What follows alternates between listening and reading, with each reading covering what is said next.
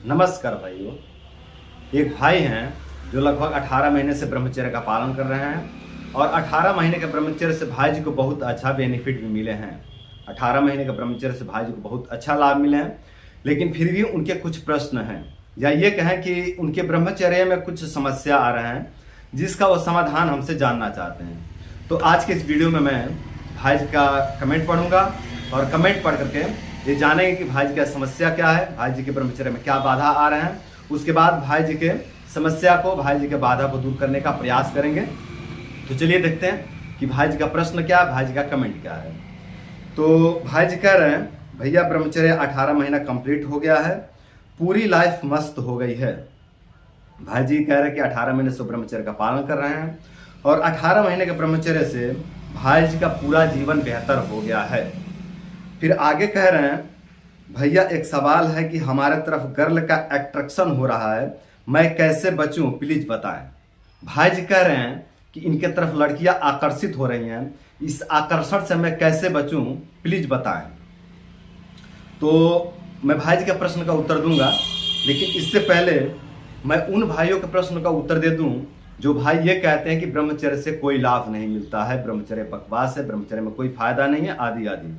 अभी हाल ही में मैं एक कमेंट पढ़ रहा था जिसमें एक भाई जी कह रहे थे कि ब्रह्मचर्य में कोई लाभ नहीं मिलता है, मैं लंबे समय से ब्रह्मचर्य का पालन कर रहा हूँ और दिन प्रतिदिन सूखते जा रहा हूँ, दिन प्रतिदिन शरीर नष्ट होते जा रहा है, बहुत ज़्यादा कब्ज रहता है, ब्रह्मचर्य से कोई लाभ नहीं मिल रहा है, आदि आदि इस तरह के कमेंट किए हुए थे। तो उन भाइयों को मैं उत्तर दे दूं कि देखिए भाई, अगर आपको ब्रह्मचर्य से लाभ नहीं मिल रहा है तो आप अपने ऊपर देखिए कि आपसे कहाँ चूक हो रही है, कहाँ गलती हो रही है। कहीं आप निगेटिव तो नहीं हो गए, देखिए कि कहीं आप बहुत ज़्यादा नकारात्मक तो नहीं हो गए, कहीं आप डिप्रेशन में तो नहीं जा चुके हैं। आप जरा अपने ऊपर एक बार देखिए तो सही।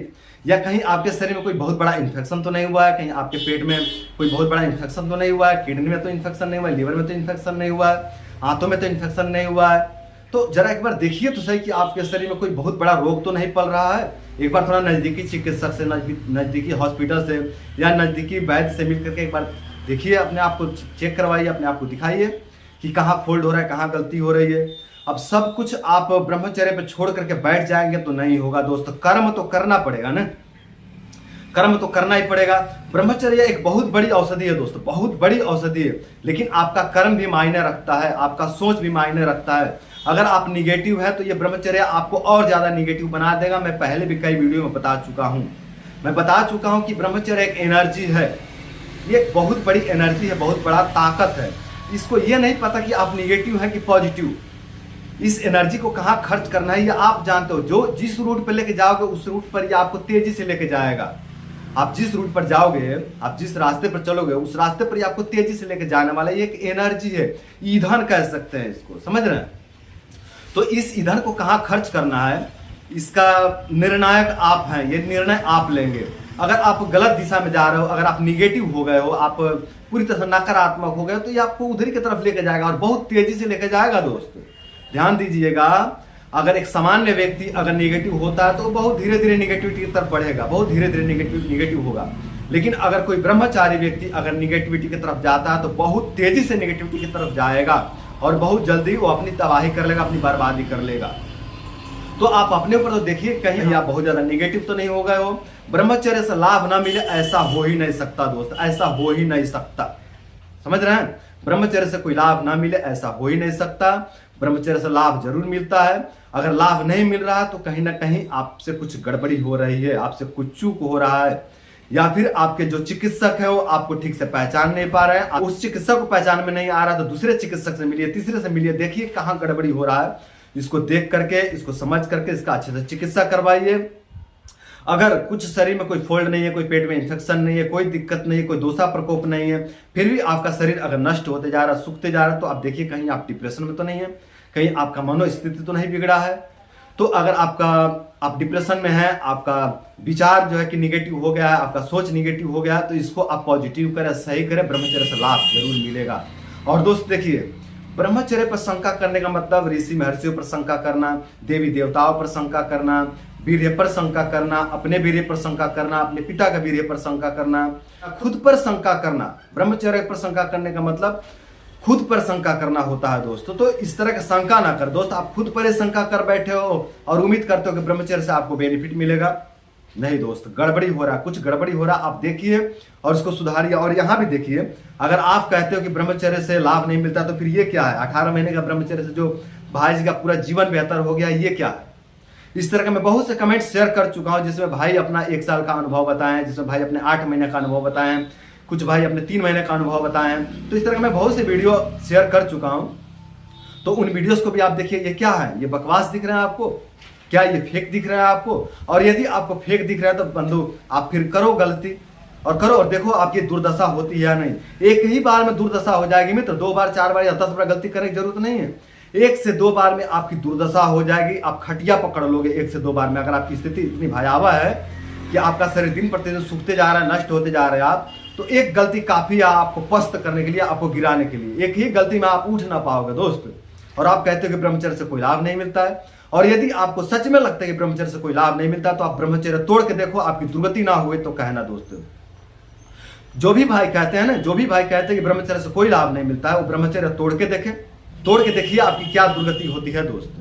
तो दोस्त ब्रह्मचर्य पर शंका ना करो मित्र। कोई भी मित्र ब्रह्मचर्य पर शंका ना करो, ब्रह्मचर्य का पालन करो और अपनी गलतियों को सुधारो। देखो आपसे कहाँ मिस्टेक हो रही है, कहाँ चूक हो रही है, कहाँ गलती हो रही है। अगर आपसे नहीं पकड़ में आता है तो आप किसी नजदीकी अच्छे चिकित्सक से मिलिए और उनसे दिखाइए। और वो देख करके आपको गाइड करेंगे, आपको चिकित्सा करेंगे और आप धीरे धीरे ठीक हो जाएंगे।